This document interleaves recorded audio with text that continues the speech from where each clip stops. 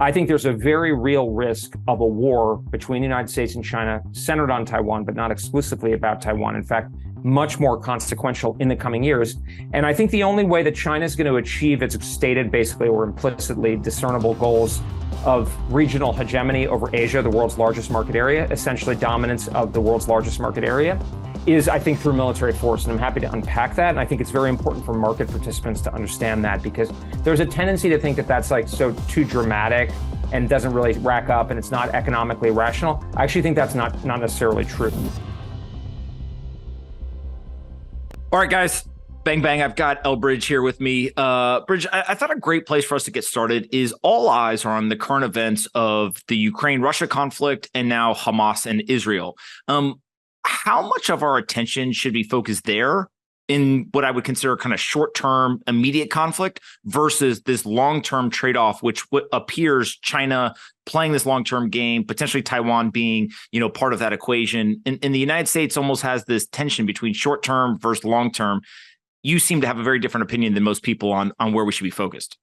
Yeah, well, thanks, Anthony, and great to be with you and your listeners. I think you're right. Look, I think we should support our close ally Israel, and I think we're going to have to remain engaged in Europe in some way. But by far the most significant challenge to American interests, the first peer economy in 150 years to the United States is China. If you measure it by market exchange, we're still quite a bit bigger. But if you use purchasing power parity, which is a better metric for understanding military power, for instance, China may already be larger than we are. They have, for instance, 200 times the shipbuilding capacity, and that's according to the Office of Naval Intelligence. So what's going on right now? Look, I think it pays to be a little bit suspicious and maybe a paranoid, as Henry Kissinger said, even the paranoid have enemies. Honestly, what's looking to me like what's happening is, or what I would say is cui bono, who benefits from the current situation? Well, I think you could make arguments about Iran. You can certainly make arguments that Russia benefits by distracting American attention away from Europe. But even more than Russia, I think China benefits. Why is that? Well, to kind of get down to the point, I think there's a very real risk of a war between the United States and China centered on Taiwan, but not exclusively about Taiwan. In fact, much more consequential in the coming years. And I think the only way that China is going to achieve its stated, basically, or implicitly discernible goals of regional hegemony over Asia, the world's largest market area, essentially dominance of the world's largest market area, is, I think, through military force. And I'm happy to unpack that. And I think it's very important for market participants to understand that, because there's a tendency to think that that's like so too dramatic and doesn't really rack up and it's not economically rational. I actually think that's not necessarily true. It's TBD. But I actually think the way that China is behaving and the statement it's saying and its military buildup are more consistent with the behavior of traditionally of rising great powers, which seek to use military force to achieve what I think of as a secure geoeconomic sphere, basically a very large market area for their companies, their industries to have scale, which matters as much now as it did 100 years ago. If that's the case, and if it comes down to military power, China benefits enormously if the United States is depleted and distracted in other theaters. And we've already depleted our stockpiles a great deal aiding Ukraine. Look, Ukraine is a just cause. It's a self-defense against an evil aggression. But we have to look at things realistically. The way I think about our foreign policy is it should be thought of more as like a business than a kind of a charity cause, right? And so you have to think of it in a kind of a fiduciary way. And we're not prepared to deal with the multi-front problem. And we've used a lot of our weapons, a lot of money, a lot of political will in Ukraine. Now we're going to be enmeshed potentially in the crisis in the Middle East, hopefully not directly involved. I think we should try to avoid that if at all possible, for the reasons I'm explaining here. But the biggest shoe has yet to drop. The size 14 compared to much smaller shoes, which is the potential for the Chinese to move. And here's a critical thing. The Chinese are going to give us as little warning as humanly possible if they go in that direction, because if you're going to launch an invasion against Taiwan and strike at the Americans, you don't want to give us warning to flush our forces and disperse them and make them more capable. So I think that's the real danger. And, if I put the points together on a graph, what's most consistent is that China benefits. I'm not saying China plotted what Hamas is doing, but I'm saying I surmise, I infer that Hamas has read the room, if you will, of not only Iran, but Russia and China saying this kind of thing is going to be welcomed. When we look at this scenario, I think there are a multitude of different directions that we could kind of go in. We can talk about Russia, Ukraine, we can talk about Israel, we can talk about China, we can talk about the southern border, we can talk about the economics. Like there's so much to unpack here. But maybe what we could actually dig in on to kind of have people understand what the end game would be. China actually invading Taiwan. What does that look like? And what would the potential U.S. response be in that scenario? Well, I think the end game is not just taking over Taiwan. People tend to focus on China's ambitions about Taiwan because it's considered a lost province because of the Chinese Civil War and so forth and so on. That is all true, but that's actually not the deepest reality, which is China basically needs to take over Taiwan to be able to break out of what's called the first island chain formed by the Japanese archipelago, Taiwan itself, and the Philippines. So that's been a barrier to Chinese or Soviet power since the end of the Second World War that the United States has held to. So China needs to be able to do that. China needs to also, if it's going to achieve that secure geoeconomic sphere that I was talking about, which they believe that we are trying to constrain and strangle their future economic development, bear that in mind. That's what Xi Jinping himself is indicating. And that's certainly consistent with their government behavior. If China's going to do that, it needs to break apart this anti-hegemonic coalition that I think of. That's not a formal thing like an Asian NATO. It's rather a mental model of what's happening with our alliance building in Asia, Japan, India, Philippines, South Korea, Taiwan, Australia, et cetera, Vietnam. So that's what's going on. If China is going to do that, though, it's going to go after Taiwan because Taiwan is the first step. And they have the strongest case because they have a very well-established political claim. We don't acknowledge it, but most countries recognize or kind of acknowledge Taiwan as being part of China. What's that going to look like? A lot of people say, well, China will boil the frog. They'll use peaceful means. They'll use so-called disinformation. I don't like that term, but that kind of thing. Well, I actually don't think that's what they're ultimately going to do. In fact, they've been partially because they've been doing that for the last 25 years. And not only has it not succeeded, it's backfired. China is basically like Taiwan has moved farther and farther away from China over time and is heading in the direction of really a kind of a settled status quo of informal independence, and even the possibility of formal independence, which I certainly oppose, but we oppose as a country. So if you're in Beijing and you're thinking, well, maybe Taiwan will one day, will convince the people on Taiwan to vote to become part of the People's Republic. There's like zero chance of that, especially after what they saw happen in Hong Kong and how things are in the mainland. No. Okay, Chinese can see that. If they see that, what's their option? Military force. If you're going to use military force, well, basically, you're going to do it right, which means you're not going to probably do a blockade. A blockade can be part of an operation. Problem with the blockade is it basically forfeits the element of surprise I was referring to before, and forfeits your ability to go up the escalation ladder and say, I'm going to solve this problem. And I think a big lesson, I'm sure, I would bet a lot of money, I'm not sure, but I bet a lot of money that Chinese are drawing from Russia's experience in Ukraine is don't mess around, go big or go home. And if you're going to go big, don't give a lot of warning. But not only are they probably going to attack Taiwan, but they are going to have to attack U.S. forces in the region and probably Japanese as well, because they're not going to want to leave themselves vulnerable, which is going to mean it's going to look something more like December 1941 than people probably appreciate. Now, let's say that they were able to successfully invade Taiwan and essentially establish some level of control. Is the U.S. response to then go and try to take Taiwan back? Or is it something where, whoever gets there first kind of, is able to put the flag in the ground and it's over before it even started? I think, unfortunately, it's going to be very, very difficult to take Taiwan back if the Chinese have secured control. It's not impossible in the sense that you could, over time, cut off, China's ability to, for instance, sustain its forces on the island if you gained air and sea control in the area around, or at least not necessarily control, but advantage, which would be extremely difficult because the Chinese can operate from their mainland territory. I think if Taiwan falls, this is why I focus a lot, like in my book and in my work in the Pentagon, on the so-called fait accompli, which is just, I think most people are familiar with it from everyday life, but it's basically the strategy of creating new facts on the ground before people can get really mobilized. And that's in military terms, but it can be a business strategy. It can be in a lot of different walks of life. And then kind of basically convincing them it's not worth going to the cost and risk of reversing it. So I think if Taiwan falls, we may get to that point.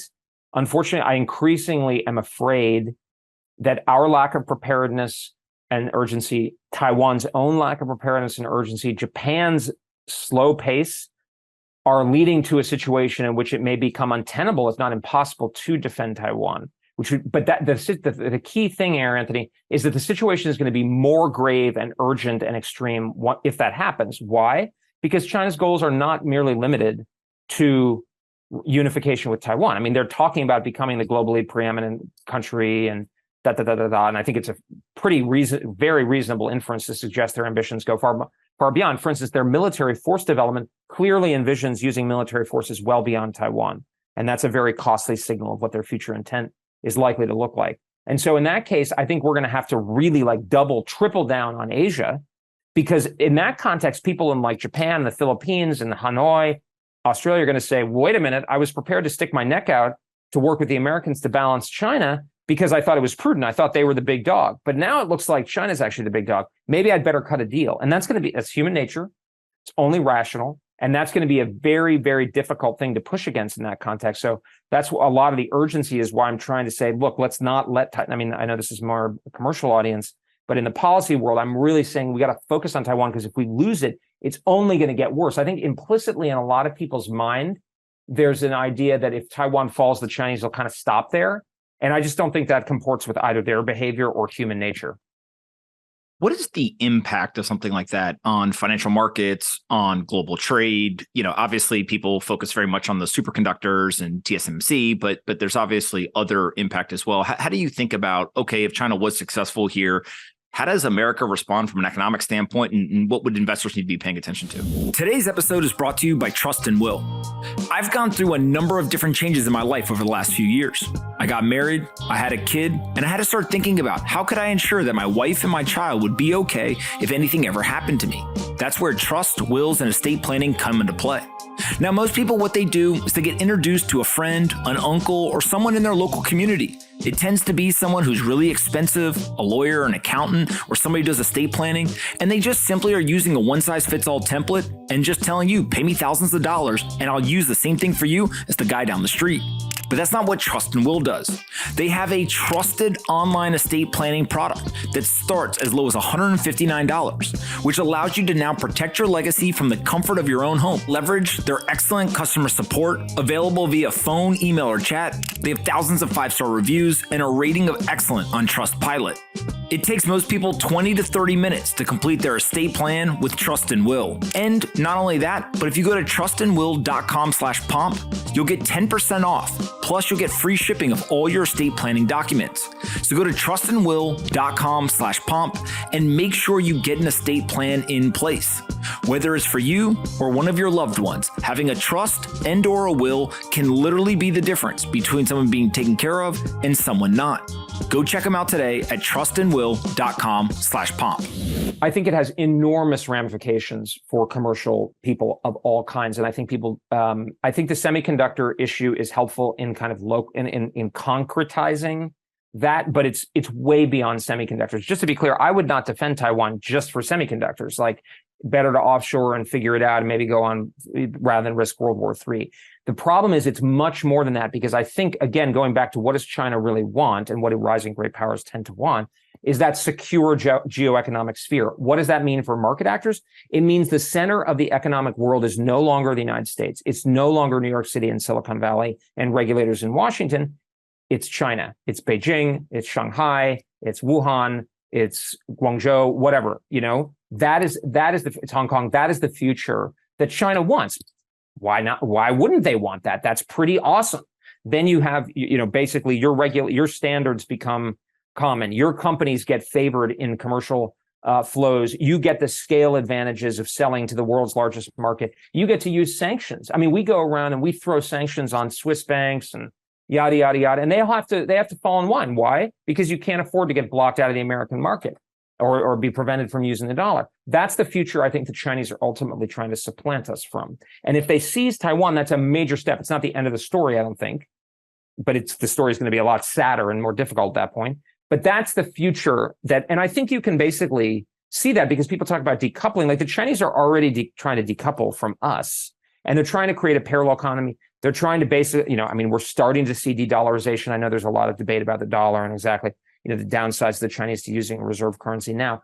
Okay, fine. But the point is, over the long period of time, I think that's the world they want to create. If you're a market actor and you're assuming that Alphabet and Apple and Meta are going to be the biggest companies in the world, if China is dominant over Asia, I don't think that's true anymore, because Chinese companies become the dominant one because they get preference in, say, selling into the ASEAN market, right, which is going to be the world's largest areas of growth is the Asian markets, potentially, India, Japan, et cetera, right? And the Chinese will use that to disfavor our companies and to shrink us, and then ultimately they may become subsidiaries of those Chinese companies. And so that's the future. This ultimately, and this is one of the reasons I really I'll try to reach out to the commercial community, is that ultimately the stakes here are economic, but the means that China would use to pursue that goal are substantially military in nature.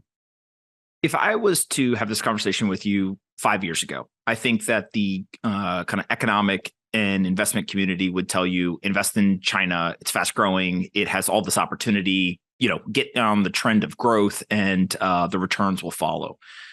In the last couple of months, it seems like there's data coming out that growth is actually not as fast or as big as previously thought.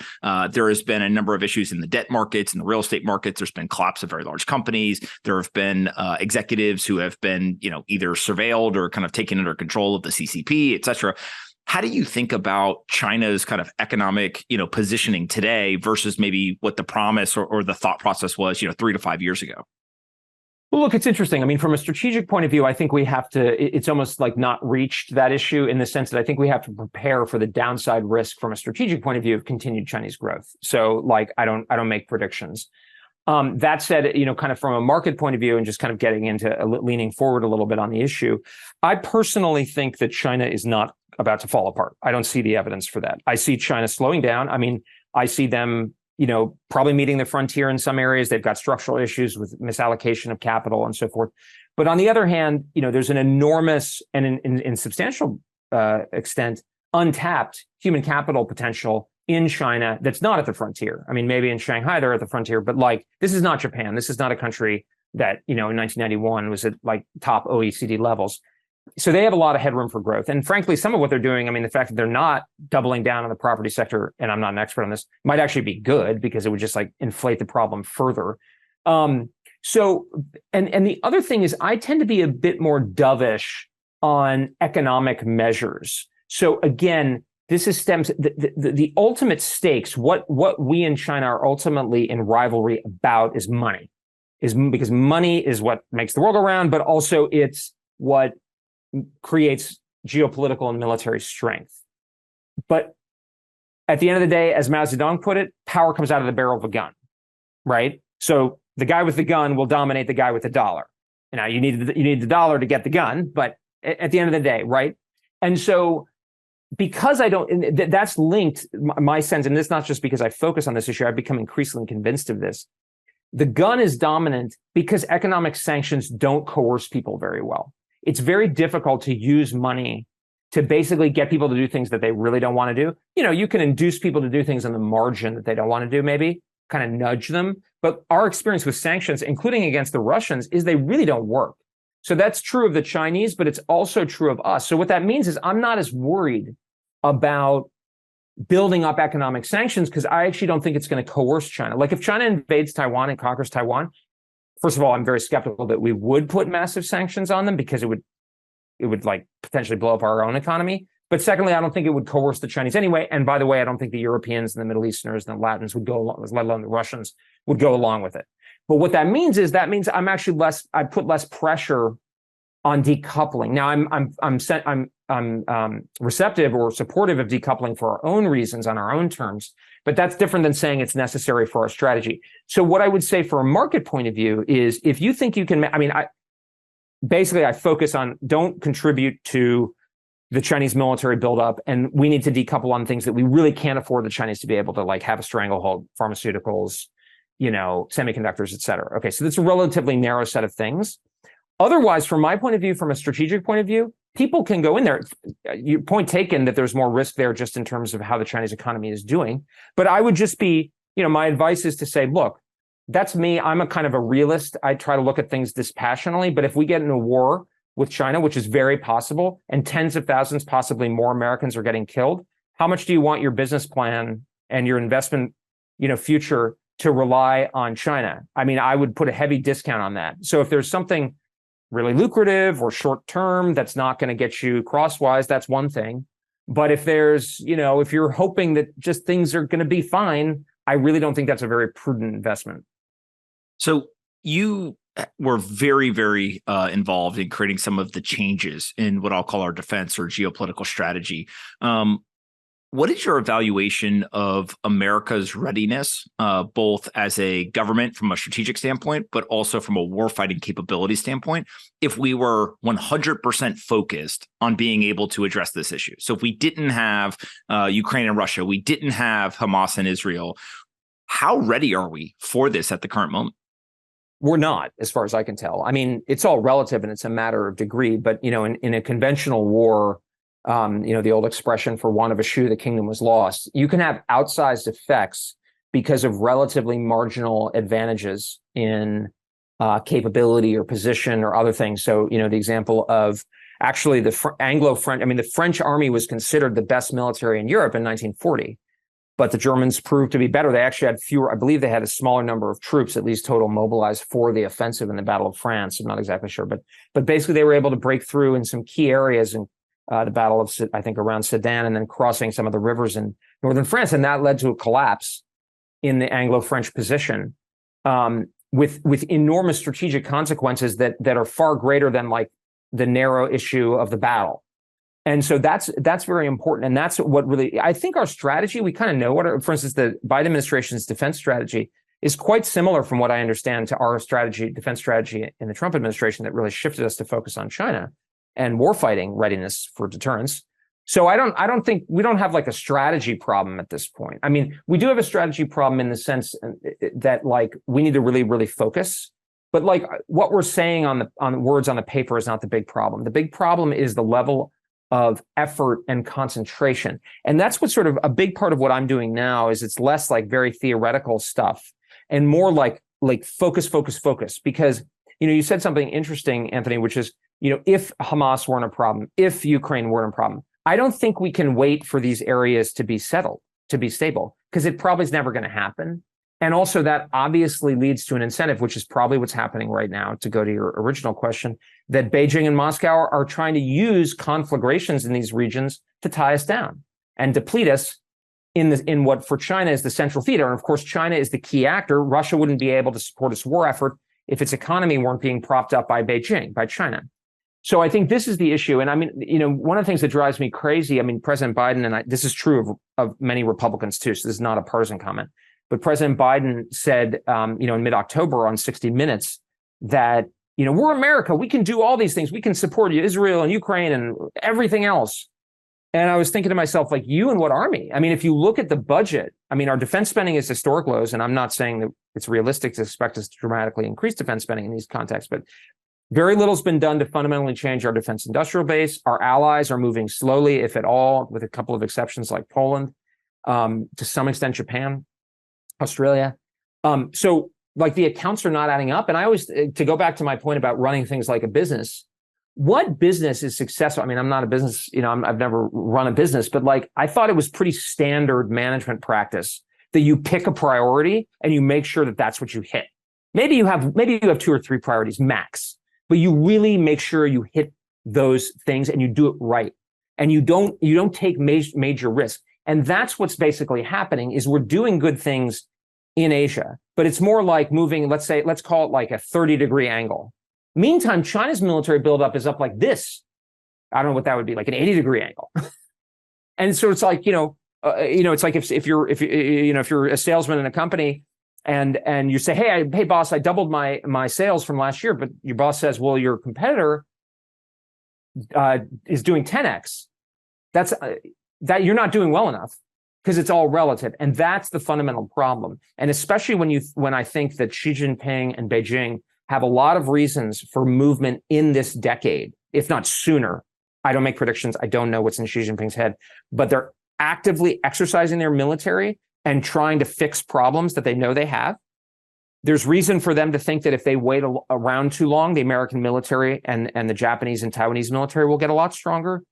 Xi Jinping himself, who has elevated the Taiwan issue a lot, is not immortal. He's a Marxist. So like that's a given. And they can see this coalition forming around them. So they appear to me to be behaving like a country that's getting ready to try to deliver us a knockout blow. Again, I don't know. But I mean, my basic view is anybody who says he or she does know is not very credible, because nobody should claim to know, because Xi Jinping's not sharing that information with anybody. And if he is, we're not sure he's telling us the truth. Now, how do private companies like Anduril and others that appear to, one, take a different approach to kind of building out some of this military industrial base, two, seem to be doing it with a very heavy bent towards technology and innovation and kind of what I would consider like the modern battlefield. Is that enough to help us? Like, do we just need 10 more Andurils and, we'll be in a much better place and we'll be good to go? Or is this something that we're going to need public and private sector both working together along with politicians and getting funding? And like how complex and like systems level is it versus, hey, we just need, 2 more Palmer Luckies and like we'll be good to go? That's a really good question, Anthony. And I should say, I mean, I have a lot of friends at Anduril and admire a lot of what they're doing, but I think we're going to need systemic change. That's probably going to involve, frankly, and I'm trying to think through this. I mean, one of the critiques I get is like, Bridge, you say we need to revamp and overhaul our defense industrial base, but what do you mean? And my response is kind of like, well, I mean, we're a 2-person organization. I don't have like 50 analysts working under me. I think the main thing is there are plenty of people who could do that if we get the political will to dive into that problem. Others are going to be better equipped than I to come up with it. So, but I'm trying to get a better answer to that. I've been calling for a national mobilization of our defense industrial base for over a year at this point, since it became clear that with the Ukraine war that we were going to heavily deplete our stockpiles and that things were going to go south probably in other places as well. The reason I think that we're going to need more like a national enterprise level, I think that's a good way of putting it in that kind of commercial way, is because these are not minor changes that we're going to need. What we're seeing in Ukraine, I think very vividly, is drones are going to be really important. AI is going to be really important. New networking is going to be really important. But actually, the battlefield in Ukraine probably wouldn't be that unfamiliar to a soldier fighting on the Western Front in early 1918. I mean, the drones, and that's largely because both sides are exploiting technology. And a lot of it ultimately, and so they often tend to cancel each other out or they adapt to each other.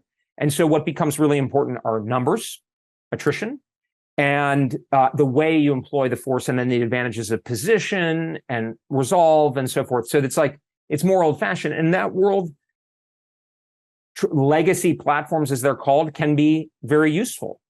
It depends on how they're fitted together in what's called force employment. But what this says to me is we're going to need to be able to, look, if we and the Chinese get in a battle and we both sink each other or whatever, we're going to need to be able to produce as much as we did. And the thing that worries me about this is I think a lot of us, even though we know there's been deindustrialization over the last generation, we sort of have in our mind that we can always pull a World War II.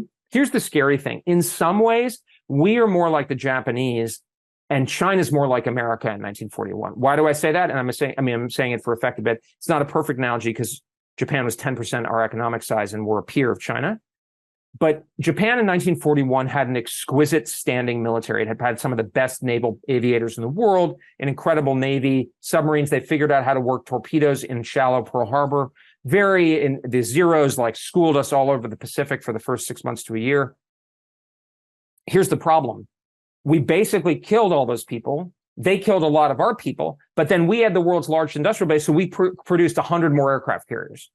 And we produced thousands of aircraft and other ships and submarines and torpedoes and bombs and blah, blah, blah, and we just overwhelmed them. And unfortunately, that's a little bit how the situation is with us. We have an incredible standing military, although sometimes I worry that not so much the warfighters themselves, but the rest of us take it for granted in terms of hubris. But China's the one with an enormous industrial capacity. I mean, I was struck. This is the Office of Naval Intelligence officially using open sources calculated that the Chinese have 200 times, I believe, the shipbuilding capacity we do. And now, Senator Dan Sullivan on this floor of the Senate said recently that the intelligence community estimates that China may be actually spending roughly equivalent to us, depending if you kind of net it out. So this is the real problem. I think what we're going to need is probably more direct government intervention, maybe even taking over certain parts of the functions, making very clear to contractors, et cetera. I think we're going to have to waive a lot of the regulations environmental, labor, whatever, to get the kind of workforce we need, train it up, heavy investment up front. The thing I would say is that, I mean, obviously the national security hawks are going to like this, but I also think a lot of the people who want to reindustrialize our country should like this too. And you can't do that without an upfront investment. And we have a compelling national need. There's going to be a buyer, not only ourselves, but if we can churn out stuff like we used to. We had 30 defense primes in the 1980s. Then we can supply Israel. Then we can supply Ukraine to our heart's content. Then we can supply Taiwan. Then we can supply Japan, South Korea, et cetera. And that's great. And then we don't have to fight all those wars. You know, for instance, Israel right now, I hope not, but they may end up needing something like the airlift that we delivered in 1973. In 1970, that was after Vietnam. We had no problem doing that because we had a huge and healthy industrial base. Today, it's going to be tougher, especially given that we've given all these weapons to Ukraine. So when we think about the current conflicts that are transpiring in Ukraine and Israel, one of the aspects that I think people they intuitively kind of feel, but they can't wrap their head around is the impact on the national debt and kind of the economic strength of America. And so, for example, in the last month or so, we have seen the national debt grow by over $500 billion. We're now over $33.5 trillion of national debt. And I think that there is a path here, and it's a possible path, not a guaranteed one, where we continue to fund both through direct monetary contribution, but also weaponry, et cetera, the war in Ukraine.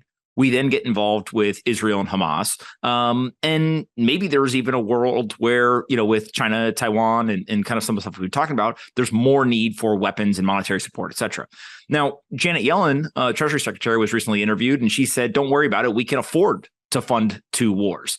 How should we think about the pressures of the U.S. economic strength and the national debt as it either reinforces or contradicts our geopolitical strategy? Like, are these people thinking about, hey, what is the impact on the national debt and on our economic strength? Or are these two completely separate worlds and they're not even aware of each other to some degree? This episode is brought to you by Auradine. They are a brand new startup led by a number of Silicon Valley legends who just raised $81 million to build the future of internet infrastructure. You're probably wondering what that means, so let me explain.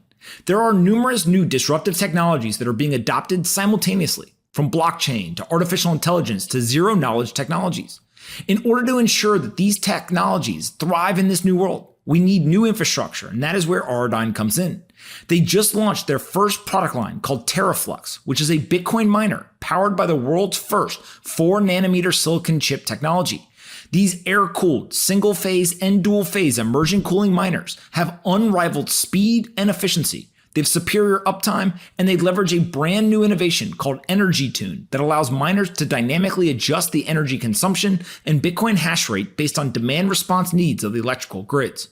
Auradine is an ambitious company working on hard problems. I'm really impressed with them. And if you want to check out more, you can go to auradine.com. That's AURADINE.com. Go check them out at auradine.com today. Well, I was very disturbed by Yellen's comments, which there's a sort of blasé attitude towards the situation that really worries me. I am not an economist. I am a person who believes there's no free lunch in life. You know, I mean, if the kind of core of being a realist at some level is like you're going to pay somehow. And the notion that we can borrow, you know, just enormous amounts of money, including in peacetime, without there ultimately being some feedback. Again, I'm not an economist, just doesn't strike me as credible. That's going to show somehow. And my understanding, and you and your listeners would be better equipped to comment on this than I, but like my understanding is interest rates are starting to creep up, and there are indications in the bond market as well. I know the Journal's been reporting. I mean, Greg Ip had a column a week or two ago pointing this out, that there are early warning signs. And it's like, well, you know, you spend a few trillion here and there on COVID aid and like other things, and you run huge deficits, it's going to start to pay off. And I mean, I guess, and this is somebody pointing this out, and Yellen, I guess, ignored this, but like interest on the debt is now going to exceed in the coming years our defense budget. I think it's even going to exceed like Social Security payments. And it's only going north, right? Or south, I guess. It's not going in a good direction. And so I just, that has to matter. And I mean, one of the things that I think is important, I mean, this is more of a policy issue, but I think it ramifies to everybody is there's a tendency, like, look, I'm a big fan in a lot of ways of the Wall Street Journal op-ed page, but and I've written there over the years, but the Journal op-ed page will say these days that there's no trade-off. It's a false choice. We can do all of this stuff. But, this is the same Journal op-ed page that's warning us about the consequences of massive borrowing, right? I mean, there was a very interesting op-ed by, I think it was Glenn Hubbard, George W. Bush is one of his economic guys, saying, we cannot afford to borrow anymore and we can't raise taxes. And I don't know on the margin, but that's right. I mean, basically raising defense spending is going to be painful. And I mean, I think it's very obvious that large numbers of people don't want to cut Social Security and Medicare. And I mean, both President Biden and President Trump are opposed to it. I saw in the Journal, I think yesterday or today, that our healthcare system or retirement system is ranked low in the OECD. And, I don't know what the right answer is, but what it says to me is like, we're not just going to spend our way out. And when people compare our situation, we just need Ronald Reagan. Look, I'm a big Ronald Reagan fan, but Ronald Reagan was coming in and things were pretty bad in those days, but like much lower levels of debt. I think a considerably, probably better economic and demographic profile in terms of youth and so forth. A lot more in a stronger industrial base and so forth.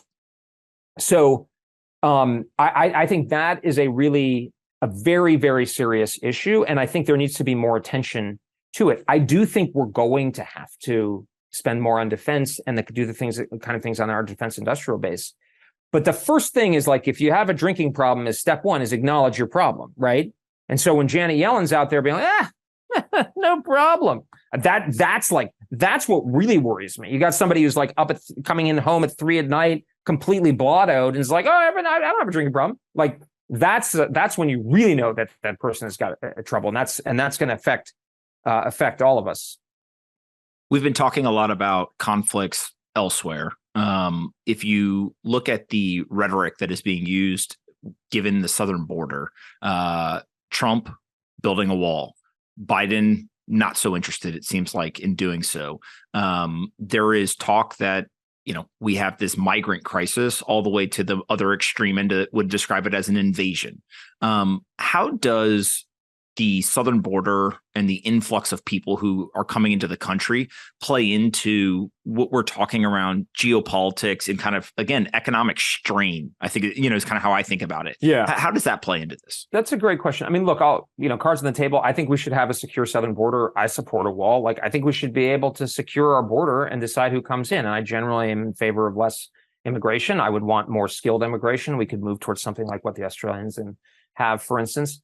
That would make more sense to me. I mean, look, we're at unprecedentedly high levels of a foreign-born population. I think maybe around the turn of the century, last century, there was this, or 2 centuries ago, there was this level. But that's when the assimilation process needs to take some time and space. On the other hand, we do need like skilled workers and so forth. And I'm not an expert on immigration, but I think that kind of model, but I just don't really understand why we wouldn't want to have control of our southern border. Like, that just seems, and I think, second of all, like fentanyl it's killing 100,000 Americans a year. Now, it's not like, they have some agency, but like, it's a horribly addictive and lethal drug.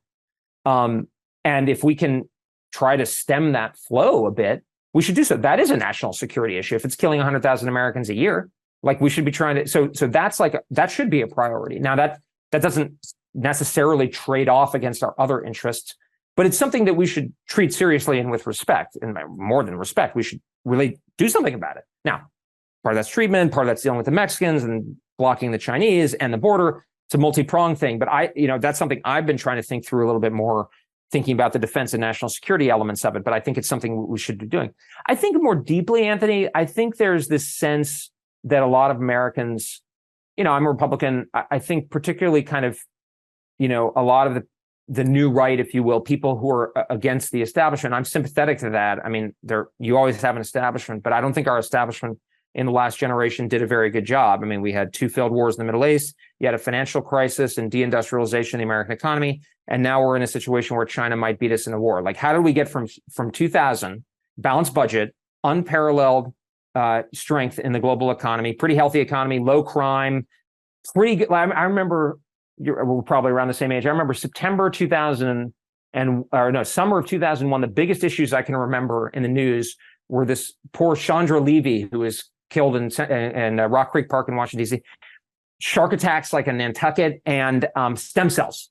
Those are the problems we had then. And now we've got a lot bigger problems. So I think people are justly dissatisfied with what our established powers have done over the last.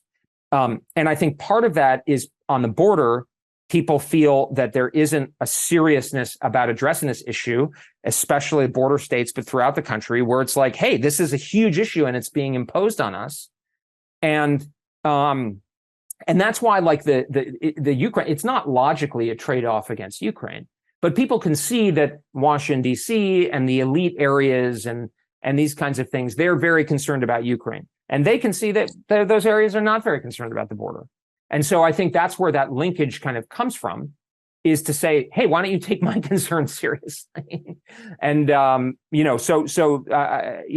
sort of my approach to that set of issues. When we see China kind of playing this out, obviously, if you study China for 5 minutes, you know that they have these very, very long time horizons. They're very patient. If I had to sum up the concern I have, it would be that China will allow the United States to bleed themselves dry and it's death by 1,000 cuts. Is that a good summary of kind of where, what we're facing and what we need to kind of be vigilant against playing into? Yeah, I think exactly. I mean, the Chinese are not, they're not like super strategists, like they're so much better than we are. They're not like, they're human beings, they make mistakes. But I agree with you that they tend to have a longer term orientation and be sort of more eye on target and ruthless. Part of that is, I think, because we have gotten hubristic over the last generation, where we just, like what Biden said, we're America, whatever. Whereas the Chinese actually come from a place of humiliation, and they've like really struggled to get up the ladder. I mean, a lot of their wounds were self-inflicted by Mao Zedong, for instance. But they it's sort of it's the attitude of the guy who's coming at it, like come up the hard way and knows what it entailed, and we're sort of like the guy who's had, been on top for his whole life, sort of thing, or for as long as anyone can remember.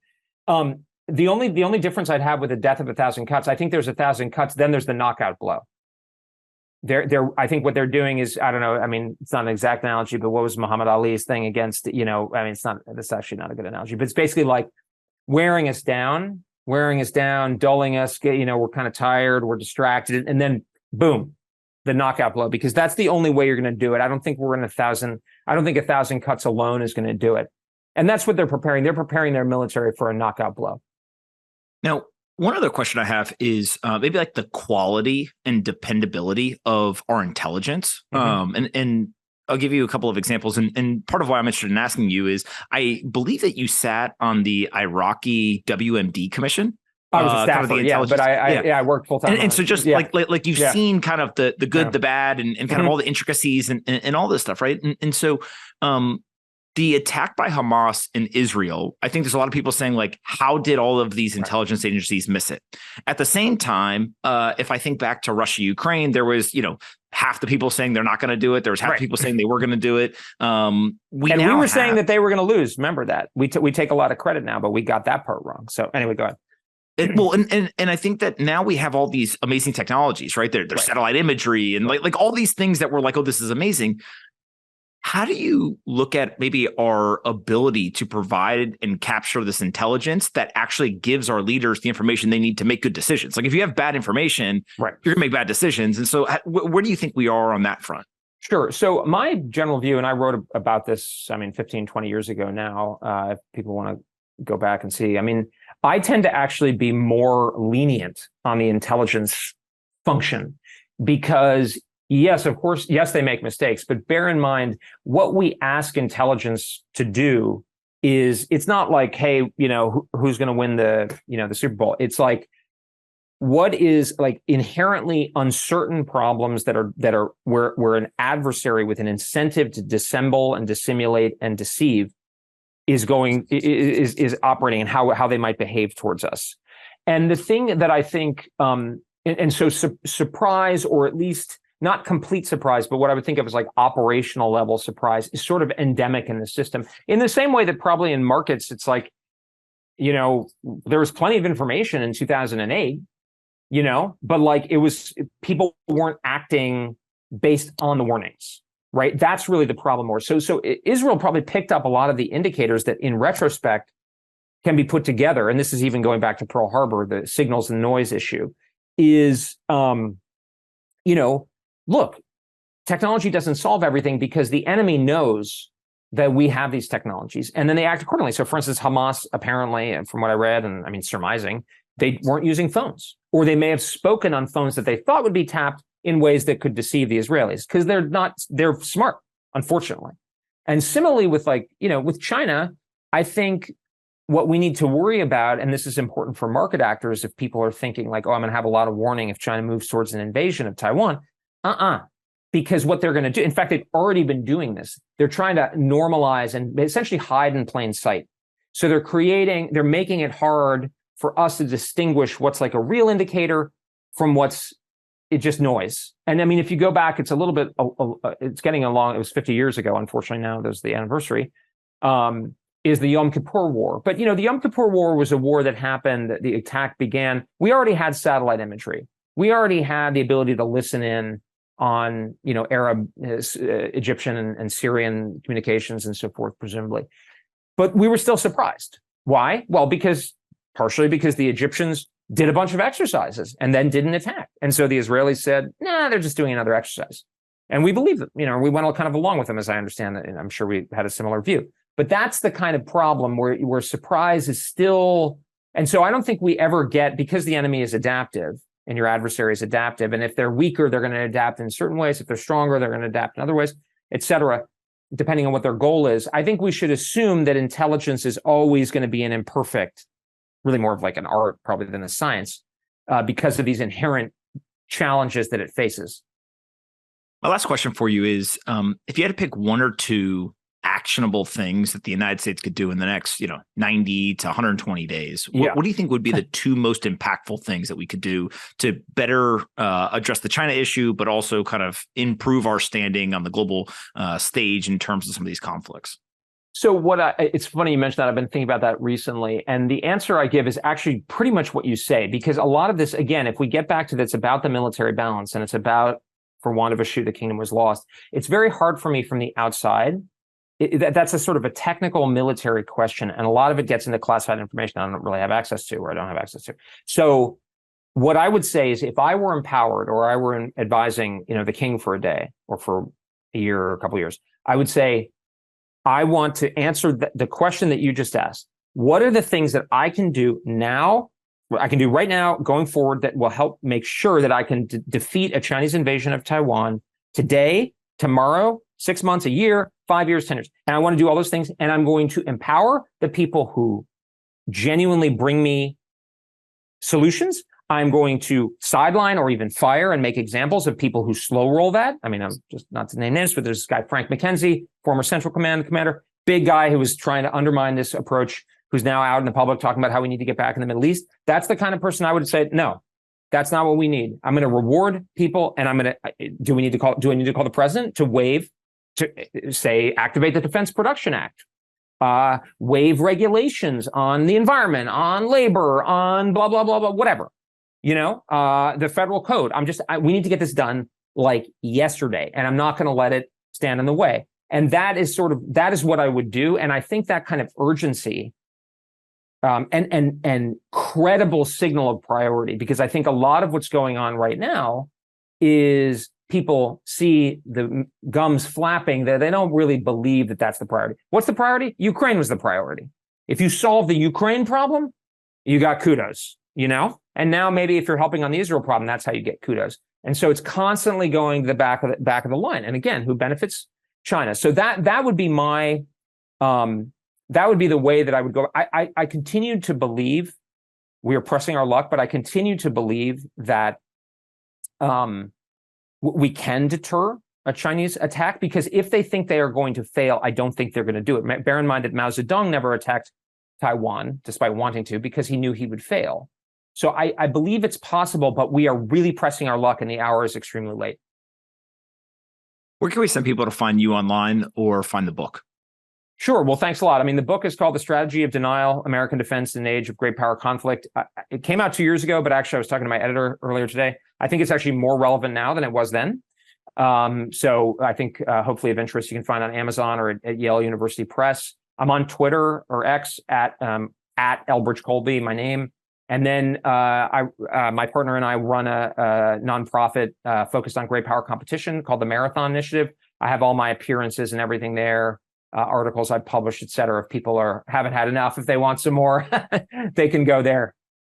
Bridge, I really appreciate it. I'm thinking a lot about this right now. I think many people are. And so your perspective is not only, I think, enlightening and kind of informative, but also there's an element of positivity and optimism of like, hey, the story's not over yet, right? There is still things that we can do, which I think is important as well. So I appreciate your time, and we'll definitely do it again in the future. Would welcome that, Anthony. Thanks a lot.